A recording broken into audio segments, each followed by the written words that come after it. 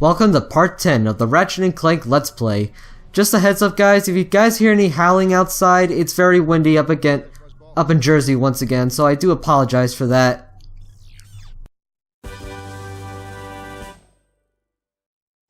And just another heads up guys, I'm gonna be lacking in parts for a little bit because I just didn't really have much time to record her parts after, well, part 10, so there's probably going to be a lack of videos for maybe like the next few weeks because I've been very busy with college and stuff like that. Well, that and I have Thanksgiving to work on too, especially now that this is November where things are gonna get a little crazy with the schedule and work and stuff like that. So I do apologize if there's gonna be a lack of videos. I'll try and get back to recording as soon as I can with these videos, but other than that, there's really not much I can do, so apologies. So anyway, ladies and gentlemen, yes, we have finally gotten our Devastator, just like I promised last part. And in this part, I am going to be giving I will be giving the Devastator, let's just say, a shitload of justice. Because in this part, we are playing through Planet Gaspar, a volcanic themed planet with a really funky tune.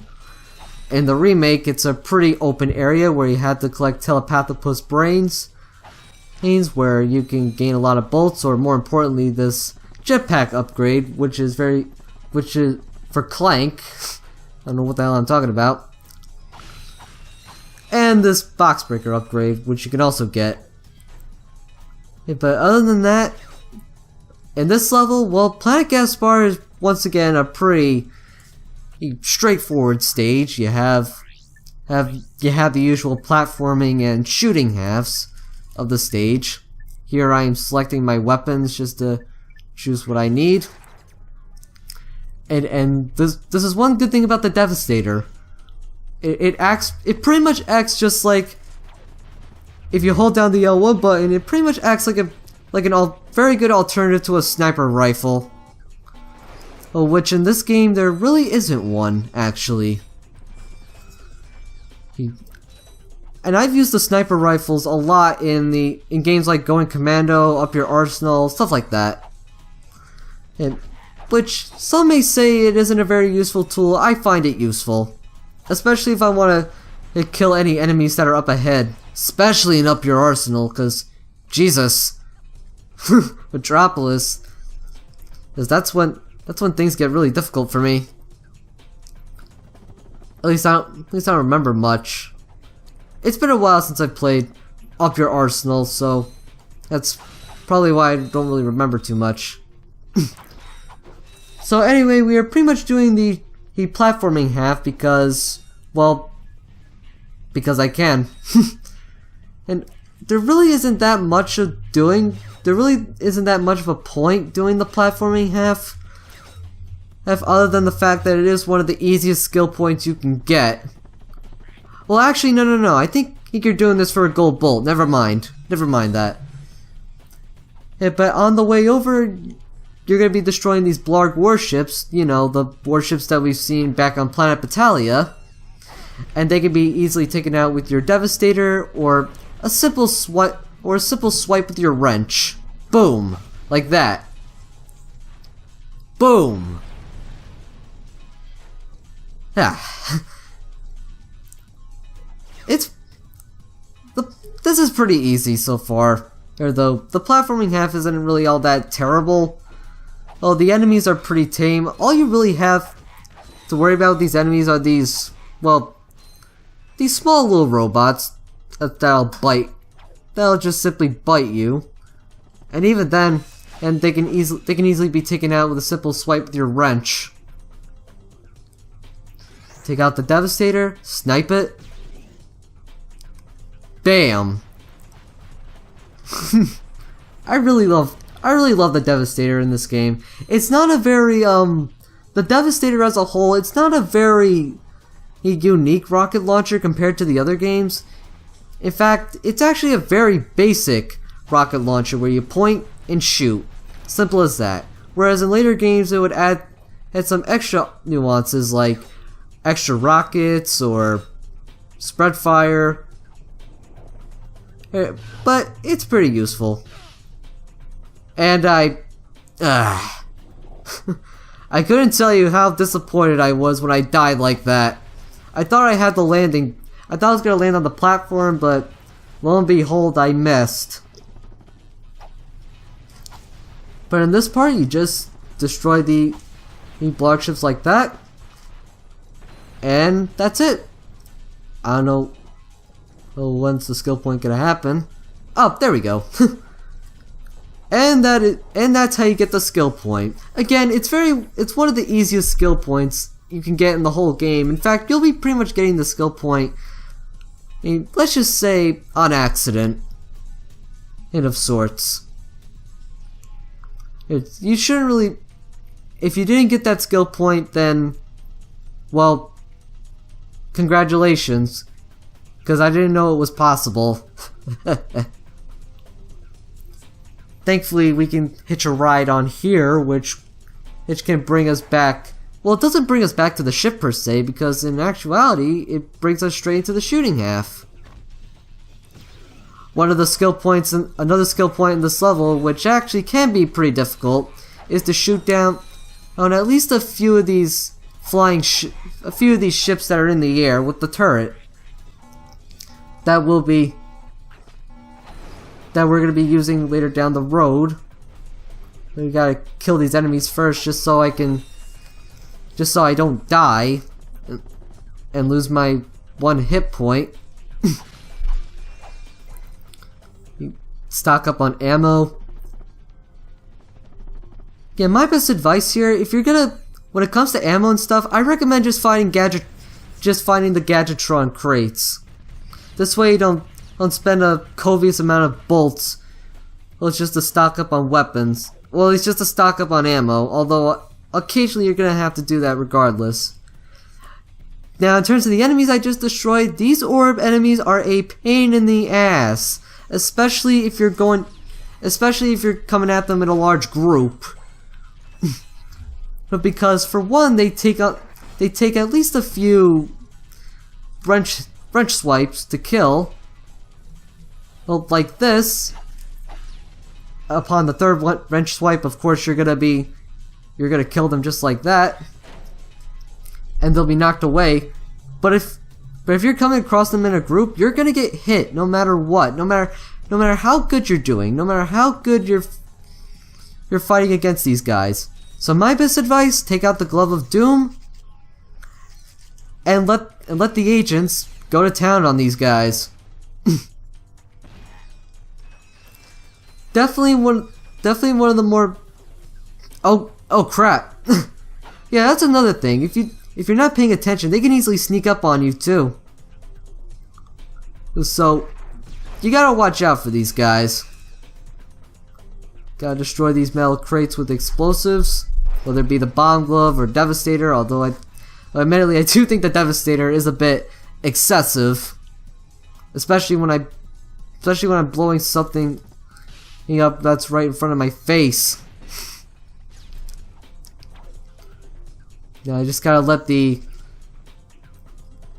although the agents aren't really responding to my hour of need. Boom, like that. Well, now they are. Now they're responding to me. Getting into these turrets is pretty simple. All you have to do is jump into the turret and hold down the R1 button to fire. Although the turret controls are a bit slippery, I have to say, but I won't be bringing that up until we get to Planet Hoven. Ugh, Planet Hoven, where you have to take down the ship, take down the ship that's holding the well, let's just say a planet nuke. But we won't be getting to that until later. Here, ladies and gents. Oh crap! Ugh. That was close. That was so very fucking close. If that thing exploded on me, then I would have died. In this part or with the tanks, enemies like to hide behind the tanks. So again, just whip out your Glove of Doom and you should be able to, well, get the jump on them. Get the preemptive. And then take them out real easily. It's always good. It's always good to have the preemptive, you know? So you don't have to risk getting hit, especially when you especially when you're 1 point low on energy or nanotech. Your Devastator is going to be your best friend here because again, since it works really well as a sniping tool, you can easily just take out a majority of enemies used by well, nuking them from a distance. These turrets are very necessary if you want to progress to the level because, well, if you don't, then you're not going to be able to. Well, they're very necessary in a sense where you have to bust down these doors. Like that. I think I did a pretty good job on cleaning house here. Just gotta. Well, yeah, now all the maps are pretty much destroyed. Yeah, fuck the establishment. Gnaw on the ankles of big business. For those that don't know what I'm talking about, that's a SpongeBob reference. Oh god! Oh crap! Crap! Yeah, long jumping is also a pretty good tactic of escaping them. My best bet with these orb enemies, don't fight them. Just escape as best as you can. Because it's pretty much a suicide mission if you do try to attack them. So, please, just long jumping was the best idea. Now this is cool. And yeah, well, now we have the pilot's helmet, which will let us commandeer, well, combat vehicles. It's pretty much an excuse of saying, well, now that you have the pilot's helmet, oh well, we need to pad out the game a bit more. Although, to be fair, I don't think this is really padding out the game, but more like, oh, you need this to pilot certain vehicles and all that, because if you don't, oh, well, if you don't have the pilot's helmet, then, well, sorry, you're not going to progress through the game. Not that it's hard to get, but, I don't know. I feel the pilot's helmet is a bit pointless. As comparing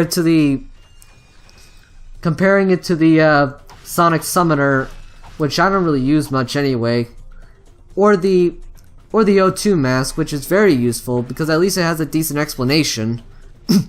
There's some places where Ratchet can't survive, whether it be outer space or toxic planets that are just toxic up the ass. It's all that jazz. But of course, we are not done with this level because we have an extra little area to go through just for the sake of getting a gold bolt. Mine these. If I were you, I'd mine these red crystally areas over here because in this room in particular, because if you touch it, you'll take damage. Because, you know, since it's really hot to the touch. In this area especially, your Suck Cannon and your Devastator are going to be your best friends here because perfect sniping tools for the enemies that are behind pillars. And the, well, Suck Cannon just to suck up the small enemies. One pain in the ass though, I will say, I will bring up again, is the fact that in the first Ratchet and Clank you can't strafe. So in an area like this, where I have to take out these enemies from a distance while they're shooting rockets, and trust me, those rockets can go at a pretty long distance. And the best way to snipe these guys is first person. And you can't really side hop as effectively.